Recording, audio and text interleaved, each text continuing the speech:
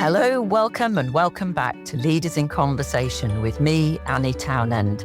Today's guest is Meg Farren, General Manager, Chief Customer Officer, and much, much more. The title of our conversation is Curiosity, Resilience, and Fun. Leaders in Conversation is the podcast in which I talk with leaders about their own life and leadership stories to encourage you to reflect on your beliefs, passion, and purpose, and inspire you to be even more confident and courageous in your leadership. If you're not already, please do subscribe to the podcast, review, and share it. Thank you. I had the joy of meeting Meg for the first time on the Marketing Leaders Programme in early 2024. Meg opened the programme and did a wonderful job of inspiring through sharing her story and setting the context and ambition of the programme. Meg, welcome. Thank you, Annie. Thank you for having me. And it's so nice to see you again. It's lovely to see you, and I'm really excited for our conversation. As I mentioned, you inspired through sharing your story on the Marketing Leaders Programme. And immediately I remember thinking how lovely it would be to have you as a guest on the podcast so that more people could hear your story and learn from you. And in particular, dial up curiosity, resilience, and fun, which I know you're going to be talking about. I'd like to start by asking about the people, places and experiences that have made you, and in particular, those people, experiences and places that have informed your values, your beliefs, your passion and purpose, and made you the leader you are today.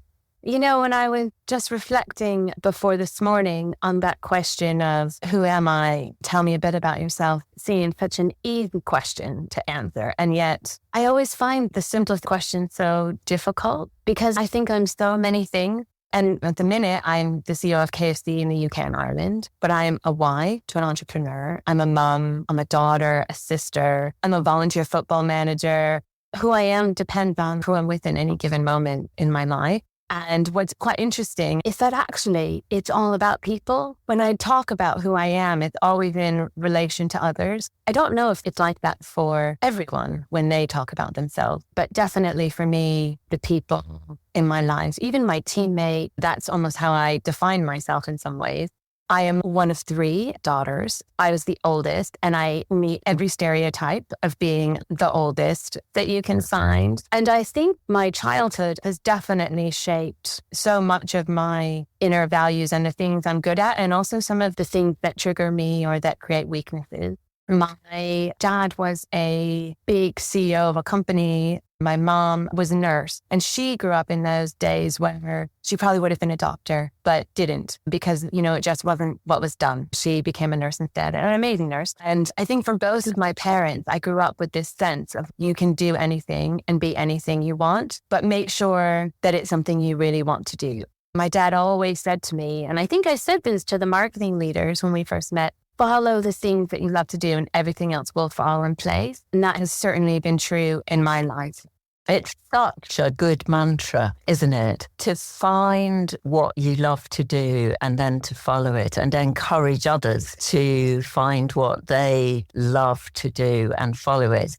And I know for myself, Meg, I love walking, and I've always loved walking. I love being outside. And for many years, I thought I had an inside job because of working with people, with senior leaders and their teams, often inside. And what I've done over the past 10 years or more is incorporate being outside as part of the experience of building the team, and similarly in working one-to-one. And so for me, the mantra of your dad and that you apply to your life and leadership to others is very much one that I discovered through thinking, how can I incorporate my love of walking into the work that I do? And it's a question that I often ask people, and recently asked somebody, and they said, I absolutely love cooking. And so I'm thinking about how can I support them in creating opportunities where cooking becomes part of something that they offer. Yeah. You know, in the walking outside piece, people are much more comfortable to open up and they feel much less vulnerable sharing about themselves and being in a deep, intimate, personal discussion with others when they are walking side by side versus being sat across from each other. So there may be something that's intricately linked in what you do in that thought as well. Absolutely. I think so. And even virtually, Meg, some of my work with senior executives, one-to-one work, they're on their phone, I'm on my phone. And we're both walking where we are based or where we happen to be in the world. And in that work, even more perhaps when I'm not physically walking side by side with someone, then I draw on nature, on the place that they're in and the time in and what we're noticing, what catches our eye and the changing season and sometimes the changing weather, even whilst we're in conversation. So it's a lovely mantra from your dad, I think, and it sounds like one that's guided you. Completely. I am so lucky to be in a job that I just absolutely love. I literally have fun every day. And that sounds like an overstatement or an exaggeration or hyperbole, but it's absolutely not. I laugh a lot, even when things are really tough and it's pressurized. Things go wrong all the time. But even then, we still laugh, and I love to laugh. It's definitely super important. And I have been in my career in places or roles where it definitely wasn't fun. And I definitely wasn't at my best either. And I think as you become older or a bit more experienced, you start to have the confidence to make choices that say, actually, no, I'm not going to spend 50, 60 hours a week doing something that makes me miserable. Especially now as a mom, when you're in your job, you're away from your family. It needs to be worth it. You need to be doing something that you care about, that you feel you can have an impact in, and that you enjoy. Because I come back as such a better mom because I'm enjoying my life at work. I bring that energy back home. And I think I'm much better at being a mother because I'm fulfilled in that sense. I love that. Absolutely. It makes sense, Meg, because I think self-awareness and self-reflection and being curious, which is something you have in the title of our conversation, being curious about ourselves and the environment which we thrive in. And for you, it's one in which you have fun, that you enjoy. And I'm confident and know this about you from having met you on the Marketing Leaders Program, that you're fun to be around. And that doesn't mean to say that you're not being serious about what you do. So I notice that what you bring is the both and. You're serious about what you do and you're having fun. And importantly, you've discovered through self-curiosity the kind of environment that you flourish in and that you're best in. Coming back to your childhood and the people in particular, because you said it's people who've really shaped you. You've spoken about your dad and his mantra and your mum, that she is and was a brilliant nurse, albeit would have liked to have been a doctor, and that you're the eldest of three. What else from your childhood has shaped your values and your beliefs and your passion and purpose? We were a very tight family unit and we moved when I was young. It must have been about 10, 11. I moved to Australia from the US and it was one of the hardest things we ever did. I mean, Australia is an amazing place. It's beautiful. But as a preteen, I went from being in a state and public school in the US to a very elite, posh private school in Australia, full uniform. I'd never worn a uniform in my life, with a real strong American accent. And I think that experience built a lot of resilience because you were on the outside and it was constantly just carrying on. Growing up, I played soccer. It was my sport and I'm pretty athletic and sports always been really important in my family. And then when I moved to Australia, girls didn't play football. At that time, when I was a kid, they didn't play soccer there. And so my dad didn't want me to give up soccer. So he pushed me to try out for the boys team. And I was 11 and boys at that age and girls at that age, I think it was one of the hardest things I've ever done in my life. I can still remember it, the image clear in my head. And I made the team. And one of those boys' friends didn't make the team because I made it, and I was the only girl. I wouldn't go so far as to say bullying, but the teasing and the thing, like, I couldn't change. They would all change on the pitch. Honestly, I couldn't change on the pitch. And it was hard being on the outside. And I think that builds a little bit of courage and resilience, because every time you think, there was all sorts of experiences in that move. Everything from being told once in an English class, I raised my hand to participate in class and to read out. And the teacher said, no, I can't handle an American accent today. And again, I'm the only one in the class. They're all Australian. And those things that after a while you build self-resilience. And, that teacher, I look back and I think, goodness, she could really scar people. I moved to France when I was in university and studied there for a year. And again, an American in France, I was learning the language and I did a degree in French. I didn't have the quote unquote background that everyone else in whatever room I was in had. And I think that made it hard. As I look back, it built confidence in me. And I do have personal confidence, not in an arrogant way. I think confidence and humility can exist together. But I definitely do feel a confidence in myself. And I think that really helps me today actually be humble in some way. And I think it helps me help others. And I think it helps me in making big decisions. Being an outsider at such a relatively tender age of 10 years old and moving countries, moving from one kind of school into a very different kind of school, by the sound of it, a much more formal school, a very different culture, one where girls at that time didn't play football, didn't play soccer. You had the encouragement of your family. You described yourself as coming from a very tight family. So you had that support and that love to just do it and get on with it. And that sort of grit and determination comes through, but also a sensitivity. I think certainly from my own experience, I also changed schools, not countries, and went from one school to a very different school when I was 10 years old. And it had a lasting impact on me of being the outsider. I come from a very northern Yorkshire family. Oh, really? I wouldn't have known that. You wouldn't have known that. And one of the reasons you wouldn't have known that is one of the first things I realized in order to fit in that I had to do was to change the way I spoke. So I listened very carefully to how the other students spoke. And I changed the nature of my accent in order to fit in. And I can't remember who asked the question, what's the opposite of fitting in? I think it might be Brené Brown. The answer to the question, what's the opposite of fitting in, is belonging.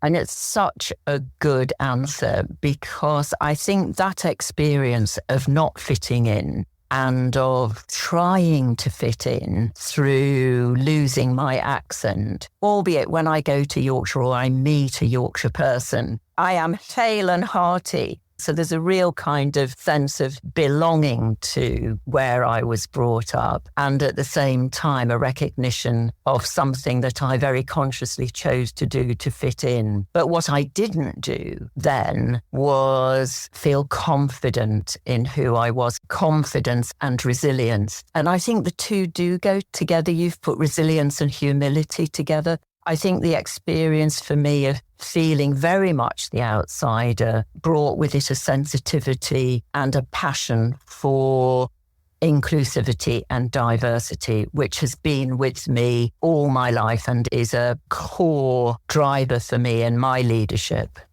I think there's something, while you were talking about your experience and in that changing schools, it connected in me this thought of when you are, or you feel like you are on the outside, or you're different, or you're new and everyone else isn't new. This idea of that all of your senses are on hyper alert and you're noticing and observing and really listening with all of your senses. I wonder if that experience helps really build that listening muscle and felt empathy skills and awareness skills in yourself and others that maybe you just wouldn't notice as much if you hadn't been through that. That's a curious thought I might reflect on.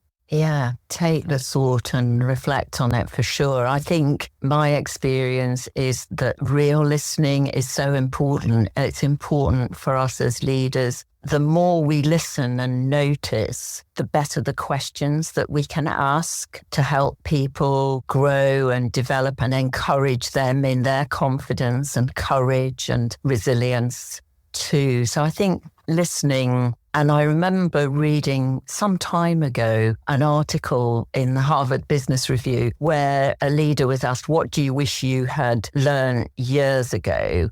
And their response was, I always thought as a senior leader, I was there to listen, to give an opinion. And what I learned was I needed to listen to understand. Oh, I love that. Isn't that great? And that stayed with me. That listening to understand combined with curiosity stops us from being judgmental, opinionated. I know that when I'm more curious and I'm really listening, then I learn and understand so much more. I had a great mentor many years ago now. I think I was a marketing director and it was the CMO at the time. And he said to me once, your job is not to know the answers. It really stuck with me. I use it all the time with people moving into more and more senior leadership roles. This idea of changing your mindset of what success is and what your role is. And it's liberating, the idea that you don't have to have all the answers and that it's not your job to have the answers. It's your job to help the teams and the people around you get to the very best answer. And when you release the anxiety and the pressure of having to know everything, you release that pressure valve and enables you to ask the next best question, which will enable a better answer to come because you're actually listening rather than listening to respond. You're listening to really learn and with curiosity. And so I think there's something in that thought as well, which is changing your mindset around what great looks like and what success looks like in your role. When I first moved into this general manager role, it was my first GM position. And I've had a very varied background. I started in finance, but I didn't spend much time there. And I was in consulting. And then I spent most of my career in marketing in various parts of the function. And when I became a general manager, I had this real kind of sense that I needed to go back and get a finance degree. I needed to do a week of studying this and a week studying supply chain. And my boss, who is one of the world's most amazing coaches, he's the CEO of Canopy globally, he said to me, that is just not your role. If you want to be a CFO, okay, you go do an advanced finance course, but your job is to bring the team together and to set the direction and to be the conductor of an orchestra and to allow their amazing talents to shine and to all play together in harmony. And it's so liberating because it releases fear and anxiety and the worry that you're not doing a good enough job. And the positive side of that is it also empowers your team and it gives them accountability and allows them to shine. So I think that is probably one of the biggest lessons I've learned in my career. In a new role or under pressure or stress, I have to self-coach myself on that one. Then once I do, I'm like, okay, fine, that's good because I have the best CFO and the best CMO. And so I don't have to worry that I don't know the answer because they will come up with the answer. And maybe that's partly why I have so much fun at work because I'm not doing anything my team does everything. You're creating the environment in which they can do their best work and learn and grow and develop. But also something which I think it sounds as if you do is you create an environment in which they can do their best thinking together.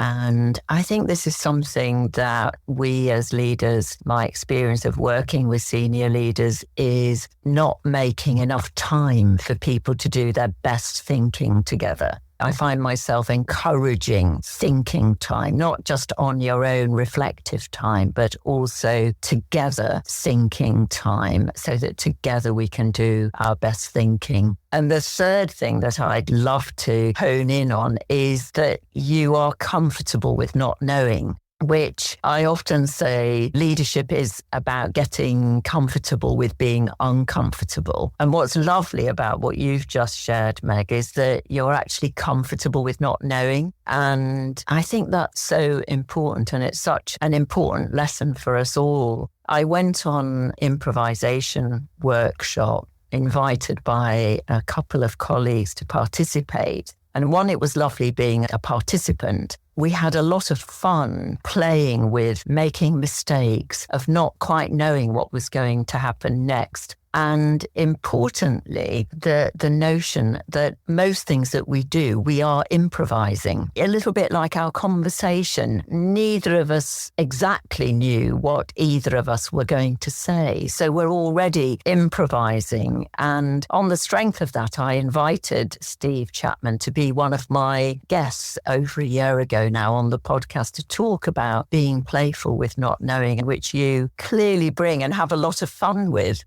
I think it does help create a space that feels more safe for people to do their thinking or to think live and to share their real opinion. And what you said, that part about creating time for thinking in a room together and thinking as a team, that's something that my team has been working on, actually. And it requires a level of trust amongst the people in the room, but also a willingness to come in with an open mind and to not know the answer. And it's much easier to come in with an open mind if you don't know the answer. But if you think the answer, then your reaction is to poke holes in what the other people are saying or to convince them that your answer is the right one. So we've been doing a lot of work on tools for how to run a debate or a discussion to ensure that people listen fully to someone's perspective and to reflect on that and then to respond to that and to build on it rather than entering the conversation with a formed view. And then you're judging everyone else's perspective against the thought you have in your head. And that's just natural human behavior. So we had to work quite hard at don't think about other things. You don't want to come in with a formed perspective in many cases, sometimes maybe, but not in every case. And to build the muscle of actually being open-minded, I think takes work for a lot of people. And it is uncomfortable. My job is not to know the answer. Especially as you highlight when we have a point of view that is aligned with our values and beliefs that we're very attached to. It can be really difficult to detach in order to be able to really listen. And it's lovely to hear that you with your team now are working on some tools and leadership muscles to help listening and thinking with an open mind rather than coming in with an already formed mind. And it does take work, Meg, without a doubt. And I think you wouldn't want a group of people or leaders that didn't care. But when you care, you attach some worth, something of yourself to what's being done or said or achieved. One of the ways in which I encourage people to listen and also to give an opinion is also to own that it is an opinion and to speak from the I. I think this, I feel, I'm wondering, I'm asking myself the same question. So it makes it easier for other people to listen. I'm not telling them that this is what people think, this is fact. I'm saying, this is what I think, this is what I imagine, tell me what you think. How do you feel about that? This is how I feel. So that kind of I, you, we, and then together we have a kind of collective response. And to be able to do that, you mentioned a really important part of leadership is creating that safe environment in which trust is built. And it's something which I've done a lot of thinking around together with my colleague Lucy Kidd, and we've created our collaboration equation, which starts with psychological safety, creating a safe environment in which people can enjoy inclusive dialogue that leads to diversity of thought and feeling. And then people get to their collaborative edge, which is an exciting place to be, where people are doing their best thinking together, they're listening, they trust, they're excited by each other. So I'm really happy that you mentioned the importance of feeling safe, to being able to trust each other. Yeah, I think that it's hard and it takes time as well. It's not an overnight thing.